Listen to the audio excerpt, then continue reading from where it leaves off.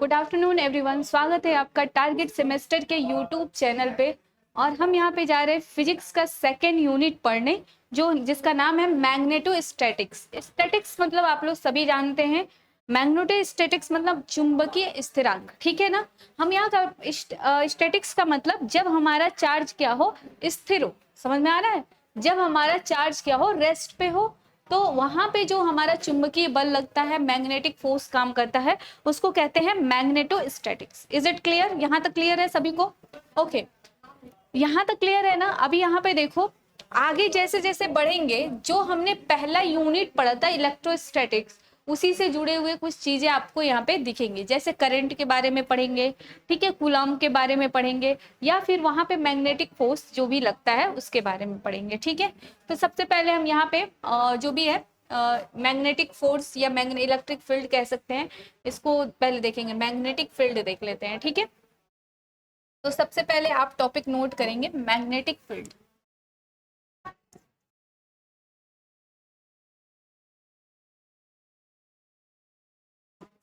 Magnetic field जो होती है उसको कहते हैं चुंबकीय क्षेत्र। क्या कहते हैं? चुंबकीय क्षेत्र।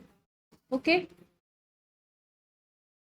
अब इसका डेफिनेशन हमको लिखना है कि ये होता क्या है। तो सबसे पहले हम समझेंगे कि मैग्नेटिक जो फील्ड होता है वो कैसे आता है। कोई भी मैग्नेट है उसके अराउंड में, ठीक है, अगर कोई मैग्नेटिक सब्सटेंस क्या करे, कोई फोर्स फील्ड महसूस करे, फील करे, तो उस क्षेत्र को हम क्या कहते हैं? Magnetic field. समझ रहे हो? मान लो कि कोई मैग्नेट है, ये फिर ये वायर है, ठीक है। अब किसी वजह से इसके चारों तरफ क्या हो गया कि मैग्नेटिक फील्ड जैसा महसूस हो, या फिर कोई ऐसा सब्सटेंस यहाँ पे पुट किया गया है, वो क्या कर रहा है कि फील कर रहा है कि मेरे चारों तरफ क्या है, मैग्नेटिक क्षेत्र है। तो इस मैग्नेटिक फोर्स को फील कर रहा है उसके तरफ, यानी कहने का मतलब वो किसी की तरफ अट्रैक्ट हो रहा है या रिपेल हो रहा है, ठीक है, आकर्षित हो रहा है या प्रतिकर्षित हो रहा है। तो यहाँ पे जो फोर्स लग रहा है, यहाँ पे जो फोर्स वो फील कर रहा है, और जिस एरिया में फील कर रहा है उसी एरिया को हम कहते हैं मैग्नेटिक फील्ड। क्या कहते हैं? Magnetic field. समझ में आ रहा है? क्लियर है यहाँ पे? अब इसको हम क्या करेंगे, इसका डेफिनेशन समझेंगे धीरे धीरे।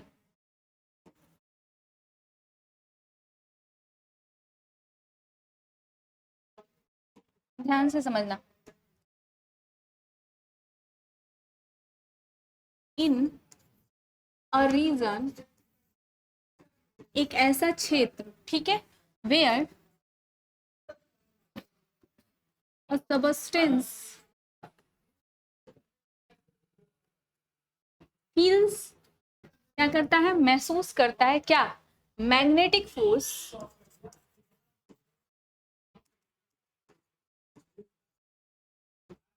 इज कॉल्ड, क्या कहते हैं इसको? Magnetic field. क्या कहेंगे इसको? Magnetic field. ये आपने 12th में भी पढ़ रखा होगा, ठीक है। यहाँ पे एक और चीज आप लगा सकते हो, इन विच कर लो तो ज्यादा सही हो जाएगा ये। इन विच, ठीक है, इन विच a reason, in which region, ठीक है, where a substance feel magnetic field, या फिर any substance feel magnetic field या magnetic force is called a magnetic field. जैसे कि हम बात करें कि अगर कोई वायर है, मान लो कोई वायर दे दिया, ठीक है, ये वायर है, अगर इस वायर के अराउंड अगर मैं कोई कंपास लेके जा रही हूँ, ठीक है, क्या लेके जा रही हूँ? कंपास लेके जा रही हूँ, और ये क्या हो, किसी वजह से डिप्लेक्ट हो जाए। डिप्लेक्ट का मतलब होता है अपनी जगह से ये हट जा रहा है, जो फोर्स फील करके ये क्या कर रहा है, ये हट जा रहा है। तो मान लो कि ये कंपास यहाँ है, तब नहीं फील हुआ, यहाँ गया तो यहाँ पे इसको मैग्नेटिक फील्ड फोर्स फील हुआ, ठीक है। यानी जिस एरिया में, मैग्नेट के जिस एरिया में हमारा ये मैग्नेटिक फील्ड फोर्स फील हो रहा है, उसी को कहते हैं हम मैग्नेटिक फील्ड। क्या कहते हैं उसको? Magnetic field. Is it clear? यहाँ तक समझ में आ गया? ओके, यहाँ तक क्लियर है ना। अब मैग्नेटिक फील्ड को और क्या कहते हैं, ठीक है, it is also called, it is also called electric flux density. क्या कहलाता है ये? डेंसिटी, ठीक है। या फिर और यहीं पे लिख लो इंड्यूस्ड मैग्नेटिज्म, इंड्यूस्ड मैग्नेटिज्म। ठीक है, इसको दो और नामों से जानते हैं। क्लियर। अब हम इसका यूनिट देखेंगे कि इसका यूनिट क्या होता है। यूनिट क्या होता है, अगर हम देखें यहाँ पे, यूनिट समझो। यूनिट होता है वेबर। क्या होता है? Weber metre square. Weber per metre square. ये तो हमारा सीजीएस में हो गया। क्या हो गया? सीजीएस में। ठीक है, अगर हमको किस में देखना है? एमकेएस में देखना। ठीक है, एमकेएस में ये क्या होगा? Newton ampere metre. क्या हो गया? Newton ampere metre. Is it clear? तो ये हो गया हमारा एमकेएस पद्धति में। क्लियर है। एक और इसका मेजरमेंट होता है, वो होता है टेस्ला। क्या होता है? टेस्ला। क्लियर। इसको क्या कहते हैं? टेस्ला। ये 3 यूनिट है, एक हमारा सीजीएस में है, एक हमारा एमकेएस में है, और एक क्या है? टेस्ला है, जो इसको एक वर्ड में कहते हैं। तो ये आपके ऑप्शनल पेपर का क्वेश्चन हो सकता है कि अगर हम चुंबकीय क्षेत्र को इसका यूनिट कौन कौन सा हो सकता है तीनों ऑप्शन में दे दे और फिर लिख दे ऑल ऑफ द 3। ठीक है, या फिर कोई एक दे दे और आपको ये तीनों में से, ये नहीं होना चाहिए कि एमकेएस याद है तो मुझे सीजीएस नहीं पता है। ठीक है, तो आपको ये सारी चीजें देखनी है। ओके, यहाँ तक क्लियर है। अब इसको क्या करते हैं हम? इट इज रिप्रेजेंटेड बाई, ये किससे रिप्रेजेंट होता है? इसको रिप्रेजेंट करते हैं कैपिटल बी से। किससे रिप्रेजेंट करते हैं? कैपिटल बी से। यहां तक समझ में आ गया? ओके, आगे समझो। इलेक्ट्रिक करंट के बारे में पढ़ेंगे।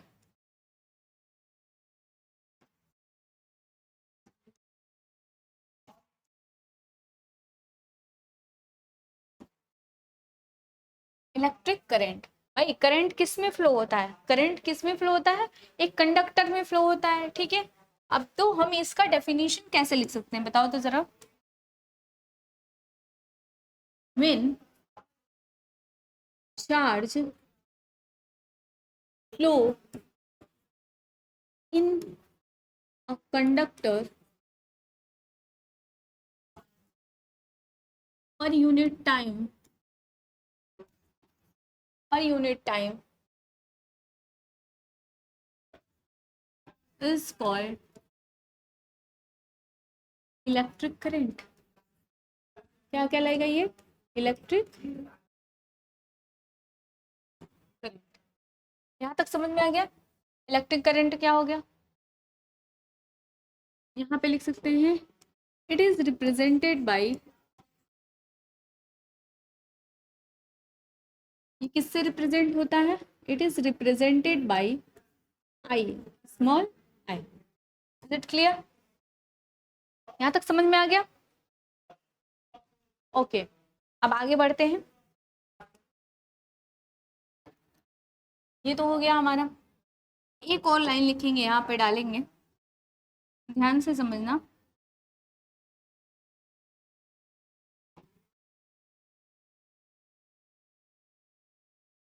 Let's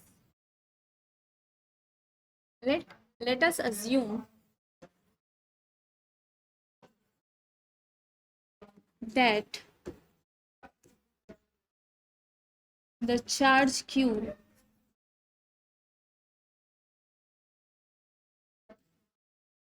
flow in conductor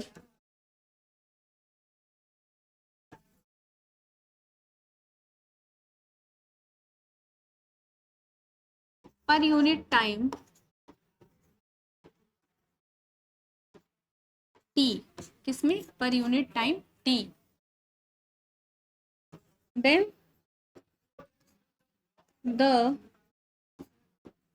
electric current will be, electric current will be, क्या हो जाएगा यहाँ पे? I is equals to Q upon T। भाई हमने मान लिया कि Q क्या है? चार्ज है, और चार्ज क्या हो रहा है? Per unit time. Per unit time मतलब डिवाइडेड बाय टाइम, हर सेकेंड वो क्या हो रहा है? फ्लो कर रहा है। ठीक है, तो जितना चार्ज हर सेकेंड फ्लो हो रहा है, इनका जो रेशियो होता है उसी को हम क्या कहेंगे, आई, करंट कहेंगे। ठीक है, आई इज इक्वल टू हो गया क्यू बाई टी। अगर हम इसका यूनिट देखें तो कैसे होगा, देखो तो यूनिट लिखो।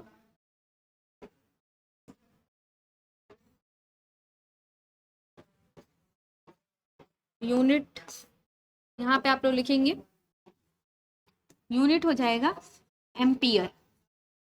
क्या हो जाएगा, एम्पियर। जो होता है हमारा करंट जो होता है उसको किस में मेजर करते हैं, एम्पियर, या फिर यहाँ पे लिख सकते हैं, और यहाँ पे क्या लिखेंगे, कूलम्ब। क्या हो जाएगा, कूलम्ब अपॉन सेकेंड। क्या हो जाएगा, कूलम्ब अपॉन सेकेंड। इसको लिख सकते हैं कूलम्ब पर सेकेंड। क्या लिख सकते हैं, coulomb per second is equals to coulomb per second. Is it clear, समझ में आ गया। इसका एक यूनिट हो जाएगा एम्पियर और एक आ जाएगा कूलम्ब पर सेकेंड के टर्म में। ठीक है, अगर हम इसको क्या लिखें, इसका डायमेंशन लिखना है तो हम कैसे लिखेंगे, ध्यान से देखो।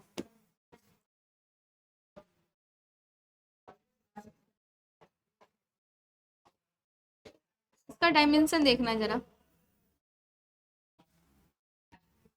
इसका डायमेंशन हो जाएगा ए।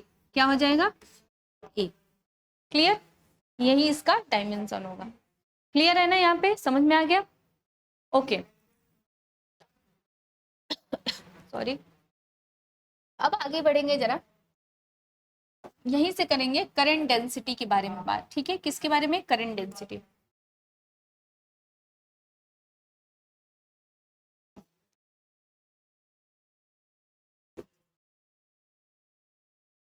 देखो, हम आगे बढ़ते जाएंगे ना, तो जो बेसिक टर्म है उसको पहले हम कवर करते जाएंगे, उसके बाद हम आगे बढ़ेंगे। ठीक है, एम्पियर सर्किटल लॉ जो भी हमको पढ़ना है वो ध्यान देते जाएंगे। ओके, इसमें पढ़ो, इसमें क्या लिख सकते हैं कि the current, the flow of current, the flow of current, ऐसे ना लिखो, एक अच्छा डेफिनेशन लिख लो। ठीक है,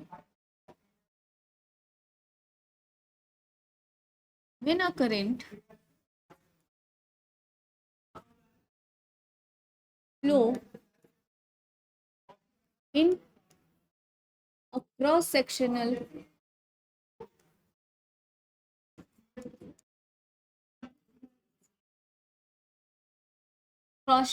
area of the wire is perpendicular to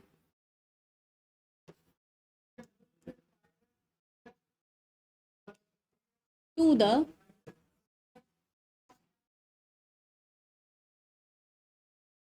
direction of original current, original.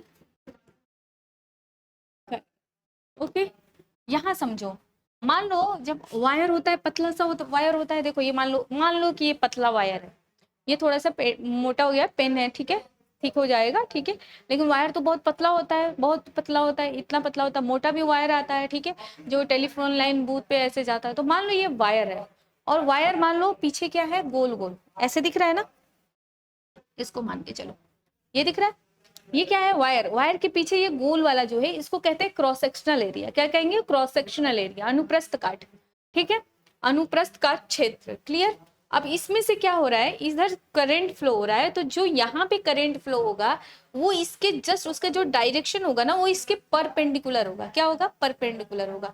समझ में आया, उम्मीद है समझ रहे होगे।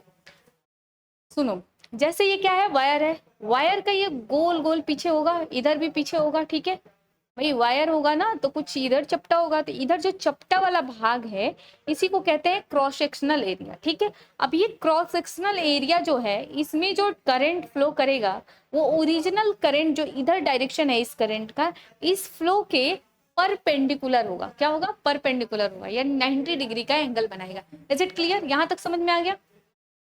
ओके, आगे देखो, तो हम इसको डिनोट किससे करते हैं, देखो it is denoted by, it is denoted by small J, किससे, स्मॉल, क्लियर है, ओके। फॉर्मूला देखो, इसका फॉर्मूला कैसे लिखेंगे, यहाँ पे लिख लो, जे इज इक्वल्स टू क्या हो जाएगा, आई अपॉन ए हो जाएगा,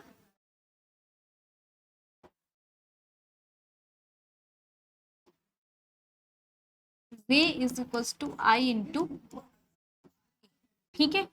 अब ये क्या हो गया हमारा, इसको वेक्टर फॉर्म में कर लो, जे इंटू आई इंटू ए, और कुछ इसका क्या होगा, एंगल होगा, ठीक है, जे आई ए कॉस थीटा, इसको साइन थीटा कर लो, इसको वेक्टर फॉर्म में पहले लिख लो, ठीक है। अब ये इसका वेक्टर फॉर्म हो गया, हमको क्या करना है, इसका स्केलर निकालना है, तो क्या निकालोगे, जे इज इक्वल्स टू हो जाएगा आई इंटू ए, ये क्रॉस होता है, ठीक है, आई इंटू ए साइन, ठीक, इज इट क्लियर, ठीक है। हम क्या करते हैं, एक एंगल यहाँ पे जोड़ देते हैं, समझ में आ गया, ओके ना।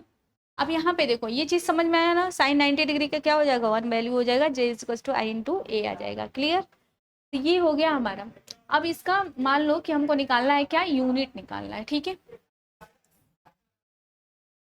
यूनिट देखो तो,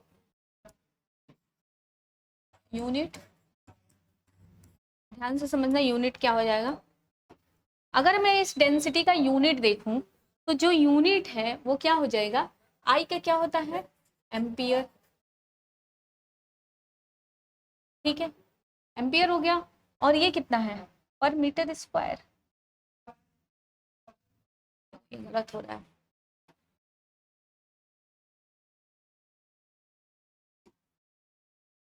एक सेकेंड रुको जरा,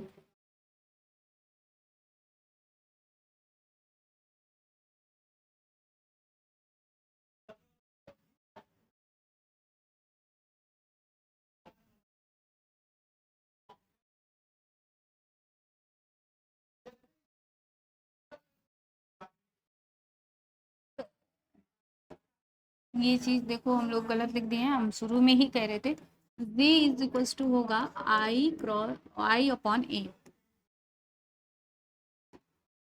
आई अपॉन ए, ठीक है, और यहाँ से जब आई निकालोगे तो होगा जे इंटू ए, ठीक है, क्रॉस सेक्शनल। अब हम इसका क्या करेंगे, स्केलर फॉर्म लिखेंगे, रहने दो स्केलर फॉर्म यहीं पे रहने दो, ठीक है, स्केलर फॉर्म जब आएगा यूज करना होगा तब देखेंगे, ठीक है।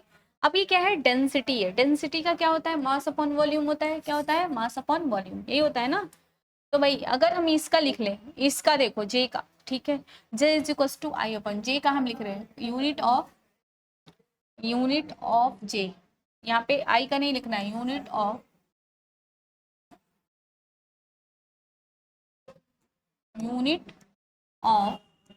जे, स्मॉल जे का लिखना है, ठीक है, ध्यान से समझना। यूनिट ऑफ जे क्या हो जाएगा, यूनिट ऑफ जे हो जाएगा यहाँ पे, ऊपर क्या है आई का क्या होता है एम्पियर, और नीचे क्या हो जाएगा ए का क्या हो जाएगा, एरिया है ना, मीटर स्क्वायर, क्या हो जाएगा, मीटर स्क्वायर, क्लियर है, एम्पियर अपॉन मीटर स्क्वायर। अगर इसका डायमेंशन लिखना हो तो हम इसका डायमेंशन कैसे लिखेंगे, देखो तो, डायमेंशन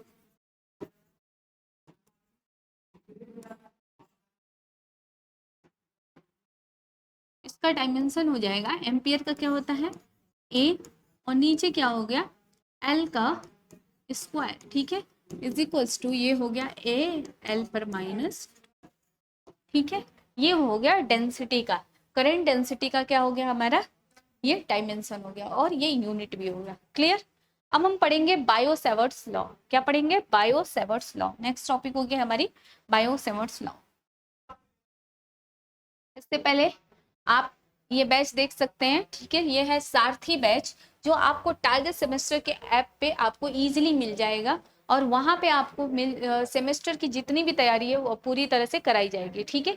सेमेस्टर की पूरी तैयारी से मतलब है कि maths, physics, chemistry, zoology, botany, ठीक है, यानी सारे सब्जेक्ट जो बीएससी में होते हैं उन सारे का ये बैच है, सारथी बैच, जो केवल बहुत ही मिनिमम प्राइस है 599 में। अगर आपको ये सारा सब्जेक्ट का पूरा नोट्स मिल जाता है, क्लास नोट्स मिल जाते हैं, थियरी क्वेश्चन मिल जाते हैं, इंपॉर्टेंट एमसीक्यूज जो कराए जाते हैं, प्लस आप यूनिट फर्स्ट जाके देख सकते हो ऐप पे, जो आपके पूरे क्लास का लेक्चर अपलोड है वहाँ पे, ठीक है।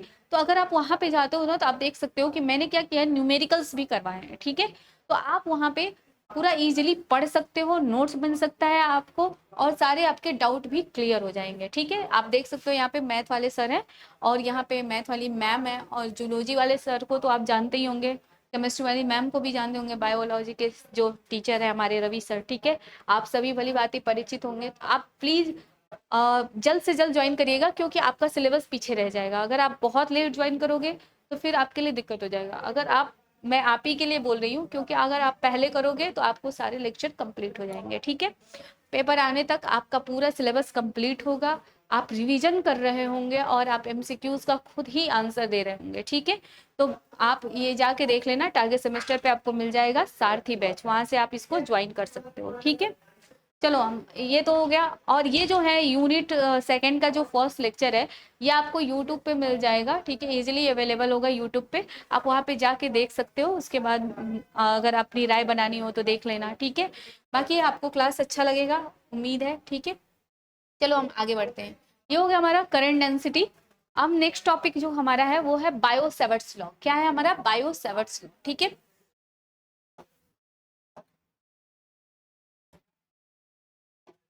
बायो सेवर्ट्स लॉ यहीं से हम लोग,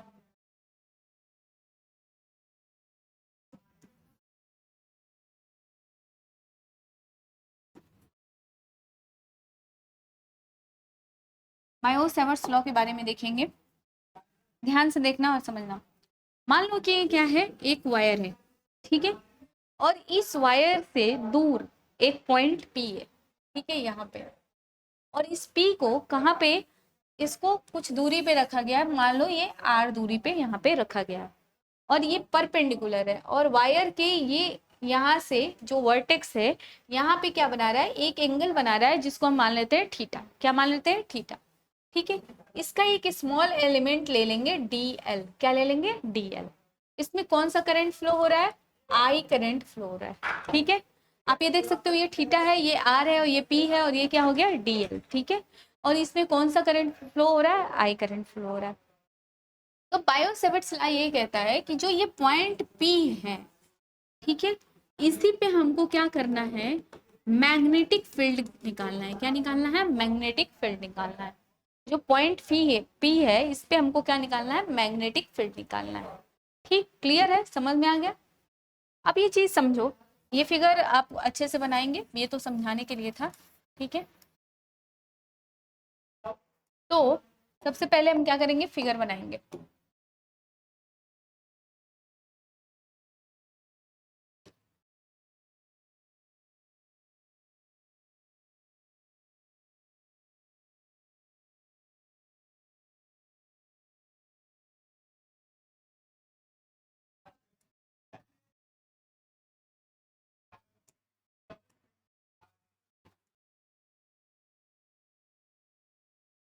इसके बीच की दूरी हो गई आर, ये हो गया थीटा, इसमें जो करंट फ्लो हो रहा है वो हो गया आई, और हमने एक छोटा सा एलिमेंट ले लिया जिसको ले लिया D L.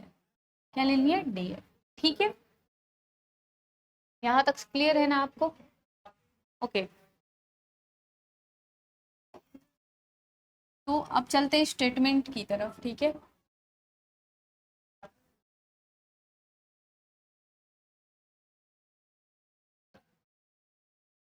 Late us consider a wire, ठीक है, इसको मान लो wire M, wire M, in which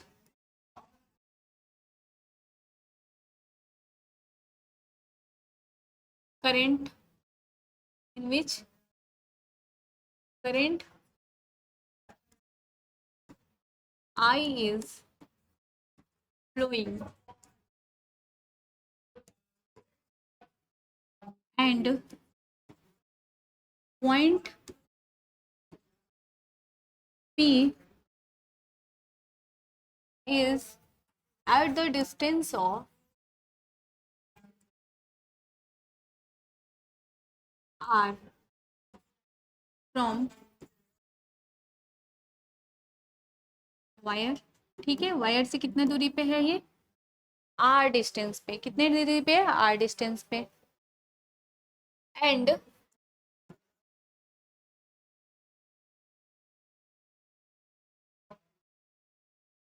line which is connected the wire and point P form a angle theta. क्या एंगल फॉर्म कर रहा है, थीटा। क्लियर है। And let's take small length, small element length, small element of wire length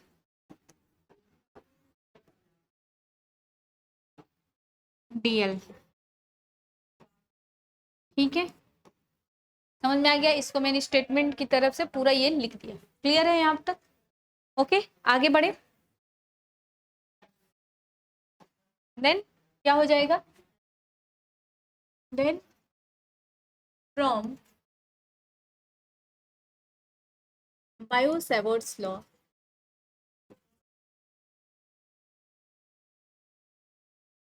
ठीक है। यहाँ पे first लिखेंगे, ध्यान से देखना।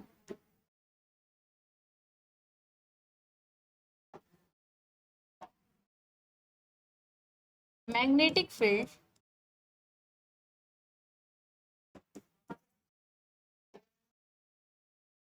is directly proportional to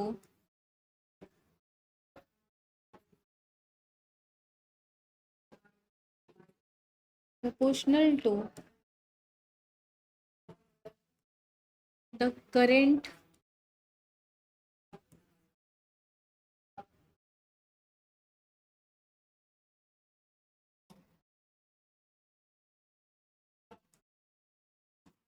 I flow in the wire, flow in the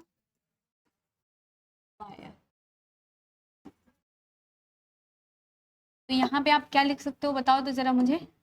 यहाँ लिख सकते हो आप P is directly proportional to, ठीक है, इसको मान लो equation first. Is it clear. Equation second देखो, इसमें क्या कह रहा है, मैग्नेटिक फील्ड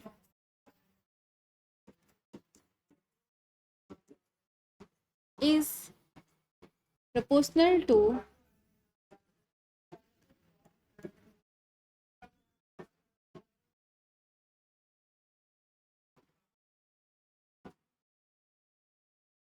किसके, the small element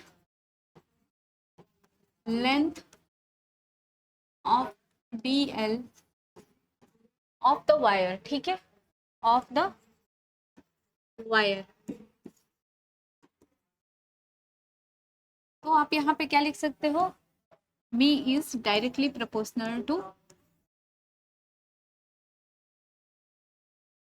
ओके यहाँ तक क्लियर है, समझ में आया। ओके, तीसरा देखो,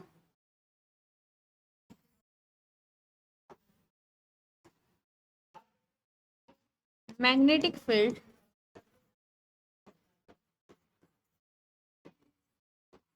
is proportional to the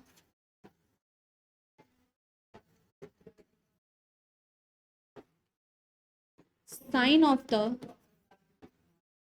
angle between किसके किसके बीच में होगा? Sine of the angle between P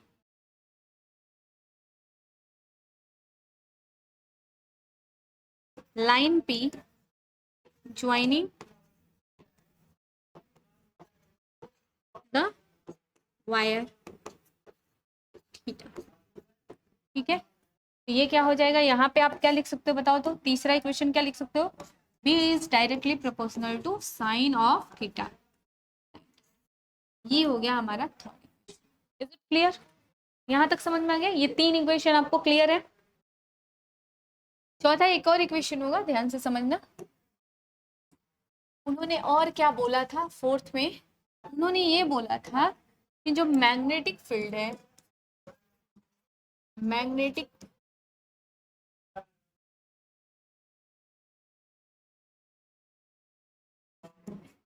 is inversely proportional to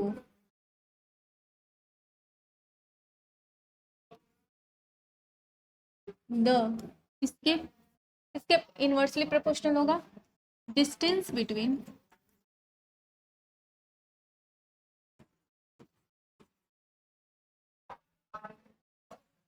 the wire and point P, wire and point P।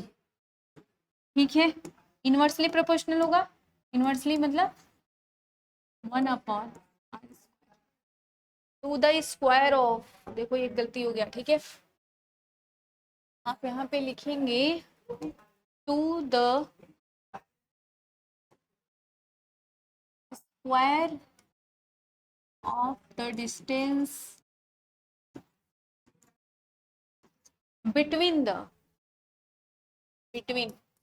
ठीक है, the wire and point P। Okay, अब यहाँ पे ले लेते हैं हम इक्वेशन 4। ठीक, अब आगे सब सॉल्व करते जाएंगे, देखो ध्यान से। From equation first, second, third and fourth we get, हमको क्या मिल जाएगा? ध्यान से देखना,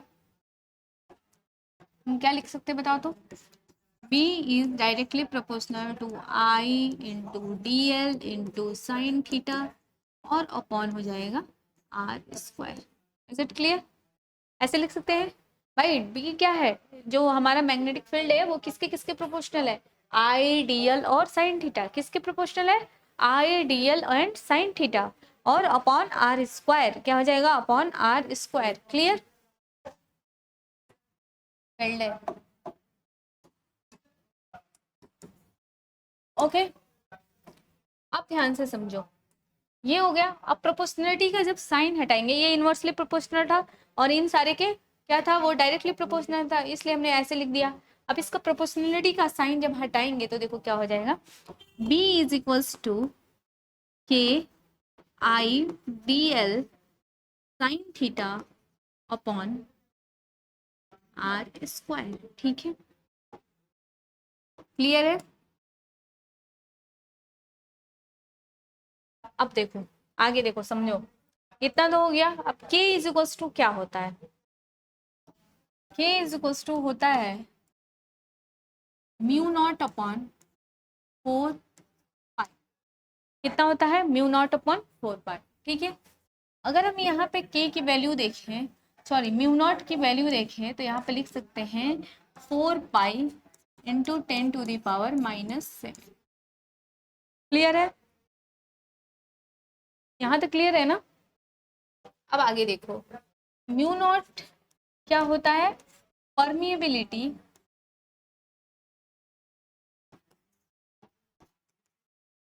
इन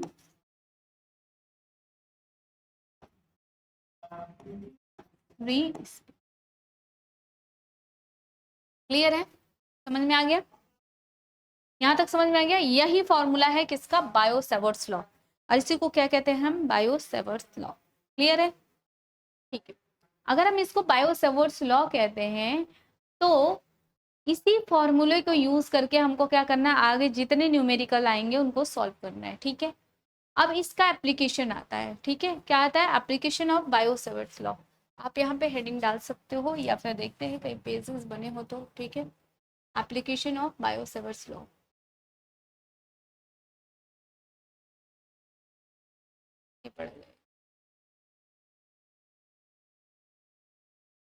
circular law, magnetic magnetization.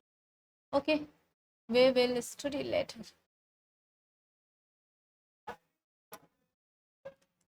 ठीक है, अब आगे देखो हम यहाँ पे क्या लिखेंगे, ये तो हो गया हमारा मैग्नेटिक फील्ड, ठीक है। अब आगे हम देखेंगे मैग्नेटिक फील्ड एप्लीकेशन ऑफ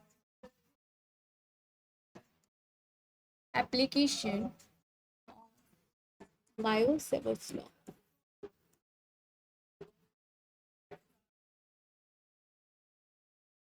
ठीक है, अब देखो इसको जब समझते जाएंगे ना, एप्लीकेशन ऑफ बायो-सेवर्ट्स लॉ, तो इसके आगे हम देखते जाएंगे, पहले हम समझेंगे इसको, देखते हैं आज हो पाता है कि नहीं, पहले हम इसको समझ लेते हैं, ठीक है। समझने के लिए सबसे पहले समझो कि इसमें क्या कर दिया, फिगर से ही समझो, ठीक है। एक वायर ले लिया, ठीक है, ये वायर ले लिया, ठीक है, और यहाँ पे मान लो कोई पॉइंट पी है और ये परपेंडिकुलर है, यहाँ पे बना रहा है 90। इज इट क्लियर, परपेंडिकुलर है इस पे, ओके। हमको क्या करना है, इसमें मैग्नेटिक फील्ड निकालना है जब इनफाइनाइट पे हो, तो सबसे पहले इस पे निकालेंगे, देखो कैसे, अभी मैं बताती हूँ, ध्यान से समझना। अभी पॉइंट पी को हम यहाँ से यहाँ तक ऐड कर, मतलब आप सीधा लाइन खींचेंगे,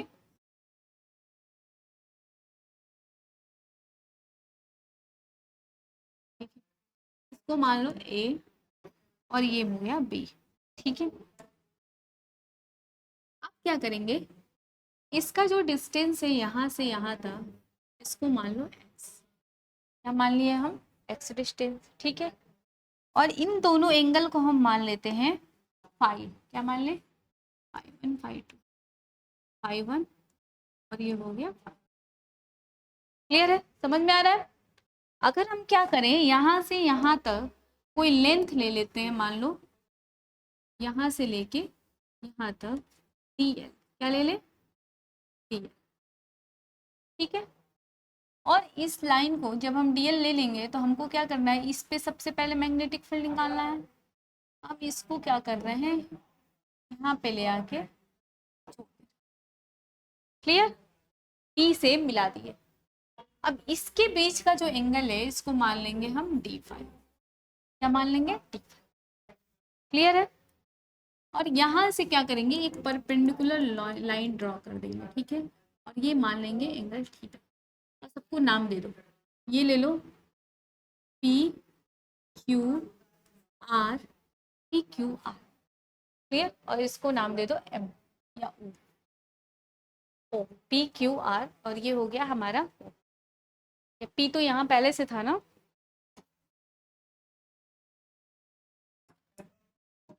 यहाँ पे ले लो M R Q, ठीक है, क्यों ये अच्छा सा नाम है, अभी तो फिगर समझेंगे, ठीक है। सबसे पहले क्या करना है, हमको स्मॉल एलिमेंट पे क्या निकालना है, मैग्नेटिक फील्ड निकालना है, ठीक है। अगर हम इस डिस्टेंस को, मान लो ये डिस्टेंस कितना है, ये यहाँ से यहाँ तक मान लो x है, ठीक है। अगर ये पूरा यहाँ से यहाँ तक x है तो जाहिर सी बात है ये भी x होगा, क्योंकि हम बहुत स्मॉल एलिमेंट लिए हैं तो कोई ज्यादा दूरी में फर्क नहीं आएगा, तो ये भी क्या हो गया, हमारा x हो गया, ठीक है। और इसको मान लेंगे रेडियस, एक तरह से क्या मान लेंगे, रेडियस, क्लियर है ना। और ये जो क्यू आर है ना, इसको मानेंगे आर्क, मान के चलेंगे, क्या मान के चलेंगे, आर्क, समझ में आ गया। तो सबसे पहले हम क्या करेंगे कि यहाँ से सॉल्व करने से पहले इस वाले ट्राइंगल को लेके चलेंगे, ट्राइंगल पी क्यू आर, ठीक है। अब ट्राइंगल पी क्यू आर में हमको पता है कि एंगल बराबर क्या होता है, आर्क अपॉन रेडियस, ये होता है ना, आर्क अपॉन रेडियस। अभी मैंने बताया कि आर्क क्या है, यहाँ पे क्यू आर, क्या है यहाँ पे क्यू आर, तो ये हो गया क्यू आर। और रेडियस इसका कितना है बताओ तो, ये हो गया रेडियस, इसको रेडियस मान लो एक्स, ठीक है। और एंगल इसका कितना है डी फाई। तो क्यू आर बराबर कितना हो जाएगा, X into D phi. Clear है, यहाँ तक समझ में आ गया। आप इसको आर मान के चलो, नहीं तो आप कंफ्यूज हो जाओगे, ठीक है। क्लियर है ना। अब देखो यहाँ तक पता है हमको। अब इस वाले त्रिभुज के लेंगे, in triangle M R Q, ठीक है। ये पता है हमको ये क्या है, थीटा है, और ये परपेंडिकुलर है 90 डिग्री। तो हमको थीटा बराबर निकालना है। अगर हम यहाँ से साइन थीटा निकालें तो साइन थीटा का मतलब क्या होता है, परपेंडिकुलर अपॉन हाइपोटेनस। ये 90 डिग्री बना रहा है, मैंने इसको परपेंडिकुलर इस पे ड्रॉ किया था, ये 90 डिग्री है, ये कितना है 90 डिग्री। अब ये 90 डिग्री है तो ये कितना हो गया हमारा, ये परपेंडिकुलर है, थीटा के एंगल के सामने वाला साइड क्या होता है परपेंडिकुलर, और ये हाइपोटेनस। तो कितना हो गया Q R upon D L हो गया। अगर हम यहाँ से क्या निकाले, क्यू आर निकाले, तो हो जाएगा D L into sine theta. कितना हो जाएगा, D L into sine theta. अगर इन दोनों इक्वेशन को देखेंगे हम, आप देख सकते हो क्यू आर सेम है, तो ये कितना हो जाएगा X into D phi is equal to D L into sine theta, ठीक है। अब बस हमको यहाँ से डी एल और साइन थीटा की वैल्यू क्या करनी है, जो हमारा इस वाले इक्वेशन में आएगा, देखो यहाँ पे ये है ना डी एल साइन थीटा, इसी वैल्यू में हमको पुट कर देना है। समझ में आ गया। तो आगे हम इसको सॉल्व करेंगे और एप्लीकेशन आप बायो-सेवर्ट्स लॉ पढ़ेंगे। लेकिन उससे पहले आपको बता दें कि ये जो लेक्चर है आपको यूट्यूब पे मिल जाएगा, यूनिट सेकंड का ये फर्स्ट लेक्चर है जो आपको यूट्यूब पे इजीली अवेलेबल होगा। बाकी आप सारथी बैच ज्वाइन कर लीजिएगा, क्योंकि आगे के जो लेक्चर्स होंगे आपको ऐप पे मिल जाएंगे। यूनिट फर्स्ट के भी जो लेक्चर है वो भी ऐप पे अपलोड हो चुके हैं, ठीक है। तो आगे आप देखते रहिए, सारे लेक्चर्स आपको मिल जाएंगे, पूरा सिलेबस भी कंप्लीट हो जाएगा, ठीक है। और आप व्हाट्सएप ग्रुप से भी जुड़ जाइएगा, सारथी बैच का थर्ड सेमेस्टर का व्हाट्सएप ग्रुप है, जहाँ पे आपको ये सारे notification time to time provide किए जाते हैं, ठीक है।